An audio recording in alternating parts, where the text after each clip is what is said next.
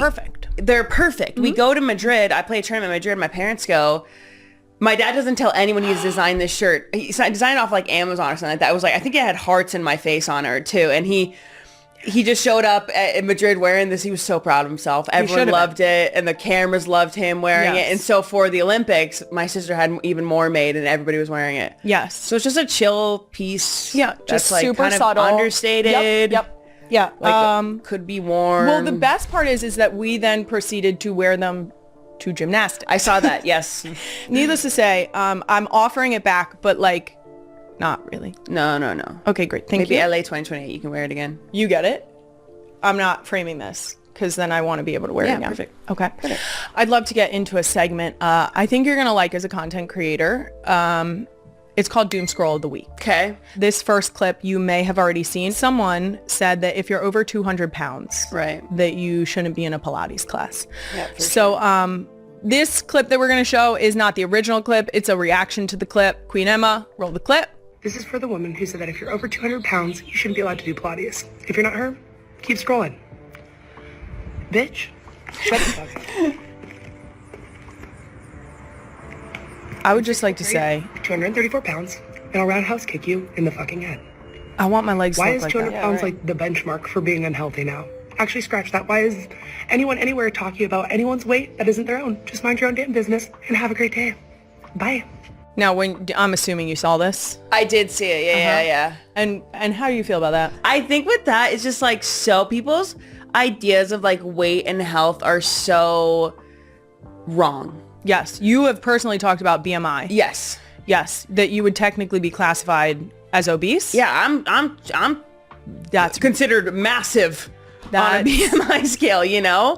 It's just, I'm like, I get that a lot of comments, or actually I don't get as many comments, I think, but I think I have a BMI of like 30 and I was like, some woman commented that. So I talked to my dietitian about it because I was like, this is like crazy comment. And when you actually like BMI is just two numbers put together and that's it. And I'm like, does that show you anything? That doesn't tell you a gosh darn thing of what I can do. And no one would think like, nobody would look at me and be like, wow, she is just, that is crazy. So I think with the 200 pounds thing is I'm 200 pounds. I like heaviest is like, I'll go to like 203, 213. And then my playing weight at the Olympics, I was 197. Yep. So it's just crazy. To me, it screams that the original poster of this was probably 5'2", max. 1,000, yeah. Because I don't know that there are people who are, you're 5'11", right? Okay. Okay. I'm like 5'9". I was going to say, is it? If you round up, it's like 5'10". So it's a roster height. Got it. Yeah. Whatever. Right. Keep going. Anyway, breeze over that. Yeah. Cut that. I feel like at my height specifically that I've always teetered this like area of, especially when I was playing, of just, high 100s, close to 200 when I've been pregnant, over 200. Yeah. But it's not like anyone would have looked at me while I was pregnant and been like, ooh, she really packed it on. Yeah. People don't realize that like your frame, how are we supposed to help being that close to 200? And why, like you said, why is 200 the benchmark for like, wow, you're really unhealthy? Well, and that's been my thing recently is I've like this idea of kind of skinny and that coming back. I really think that some of our bodies are just meant to be certain ways. Yes. Like I'm big, we're tall. I believe that I just don't think I'm not supposed to be skinny for my frame. I have broad shoulders. I have, I just think there's a natural way, and I think we're forgetting that. Like, we're not all, there's some women who are meant to be thin, who are meant to be skinny, and that's just, I've seen them eat so much, and they just stay that way. There's some of us who are meant to be a little bit bigger, and I've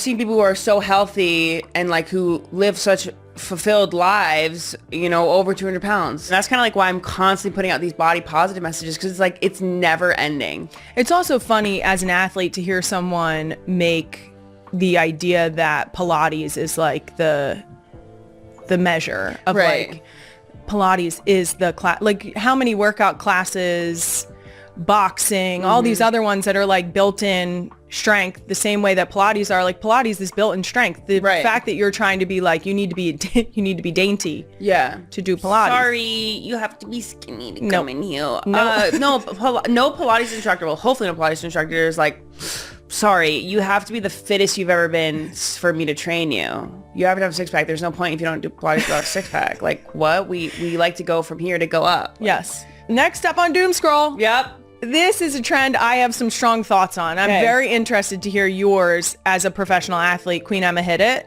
Hi, can I just be a bitch for a second? Oh, yes. Thanks. Yes, you may. I can't stand when people say, try this high protein recipe, high protein hack, blah, blah, blah, blah, blah, protein, 100 fucking grams of protein this, 1,000,000 fucking grams of protein that. And the recipe is literally like putting yogurt in a bowl and then dumping a bunch of protein powder into it. Yeah. Yes. Eat fucking real food. We pulled this TikTok because I may or may not have gone off on a hard tangent. When? In pre-production meeting about how everything is like trying to be high protein. Yeah. And we could just like eat a hard-boiled egg, get some protein in. Like we don't need to just like smack protein powder into everything. And protein powder, I've had like a couple that aren't terrible. They're all chalky. Yes, most of them. 1,000%. And I love food. So I would just love to hit my, whatever you call them, macros. Oh, yeah. In eating meals. Yes.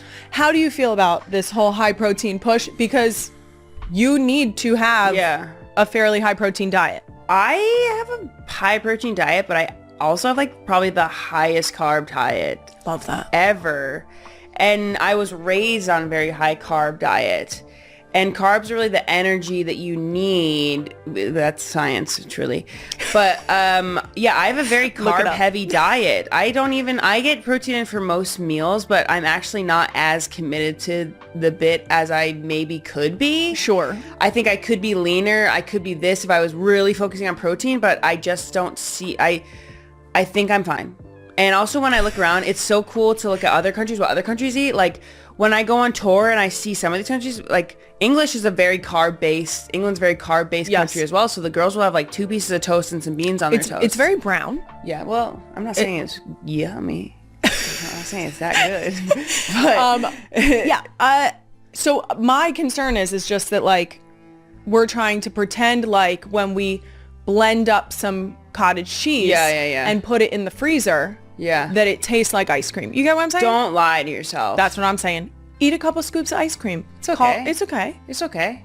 Then Then eat a hard-boiled egg for your protein. Right. You see what I'm saying? I saw recently one, it was like protein tiramisu. She dips the rice cake in espresso and then she puts like Greek yogurt on there. I was like, that's not even fucking close.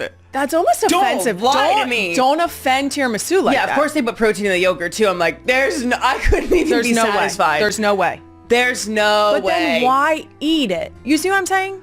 If it's not going to scratch the itch. Yeah. Or if you're doing it just to try to scratch it, what are we doing? Just eat the fucking tiramisu. Yeah, I really think we've lost the plot on that. And my dietitian does want me to get a lot of protein in. Thank you, Jackie. I'm working on it, but I personally am more of a real food person. So like if after training, I'll have a quick protein shake. Like that's very easy, quick protein. But like if I can, I'm going to have the eggs. I love like beef jerky and biltong. I just think Kansas City Chiefs star Travis Kelce and his brother, Jason Kelce, switched things up a bit for the most recent episode of their highly popular New Heights podcast. For this week's show, their guest was not a big-name celebrity. Instead, they brought in Chiefs defensive coordinator Steve Spagnuolo, who, to be fair, is a celebrity in his own right. The veteran coach's popularity, however, just pales in comparison to recent New Heights guests such as Shaquille O'Neal, Wayne Gretzky and Ben Affleck, to name AFEW.be. That as it may, the Kelce brothers still had an excellent conversation with Spagnuolo, as they talked about a variety of topics under the sun. Naturally, they covered Spagnuolo's role with the Chiefs, including how the 65-year-old coach got his start in the NFL. Spagnuolo revealed how his long-standing relationship with head coach Andy Reid led to the former's first stint in the NFL. In 1999, Reid hired Spagnuolo to be part of his defensive staff with the Philadelphia Eagles. They reunited again in Kansas City when Reid called on Spagnuolo to be the team's defensive coordinator in 2019. Spagnuolo acknowledged the major role Reid has played in his coaching career. "I owe him," Spagnuolo said on the podcast. I'm not in the NFL if it's not for Andy Reid. Kelce quickly responded by crediting Spagnuolo for his massive role in the team's success. He doesn't have 3 rings without you either, big guy, Kelce said. View the original article to see embedded media. Reid may be the head of the snake, but there's no denying that Spagnuolo has been pivotal to Kansas City's success through the years. As Kelce declared, the Chiefs would not have won 3 Super Bowls had it not been for Spagnuolo. Kelce's exchange with the Chiefs DC quickly drew the attention of fans on social media. The 2025 Stanley Cup Final has been all about high-profile fireworks, and even more so in Game 4 on Thursday, as sports super couple Taylor Swift and Travis Kelce were in attendance for the Florida Panthers versus the Edmonton Oilers in Game 4, which the Panthers, one of Kelce's hometown teams, as he's been residing and working out in Florida this off-season, losing in OT by a 5-4 score. Florida forced overtime with a last-second, game-tying score from Sam Reinhart, at which time the national TV cameras panned to Swift and Kelce, naturally, for their reactions.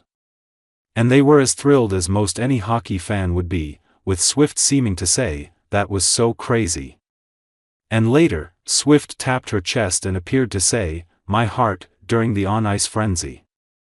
Kelce, the Kansas City Chiefs star tight end Travis Kelce, will soon have to return to KC for the start of the defending AFC champions minicamp, and what is likely one last run at the Super Bowl before he retires to a life that will include work in the entertainment field and fun in the company of his pop star partner Swift. The series is heading back to Edmonton for Game 5 on Saturday, and there is no suggestion that Swift and Kelce, who arrived at this game via helicopter, have their bags packed for Canada.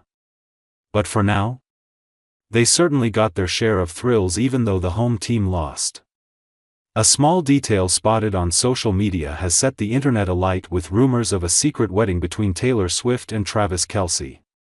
A wedding invitation bearing the caption, "Taylor and Travis Kelce," has set the internet rumor mill ablaze, and fans are now questioning whether the pair, who have been dating since 2023, might have tied the knot in a quiet ceremony. The Instagram story that sparked the rumor it all started when wedding planner Ellie Natoli shared a story on Instagram.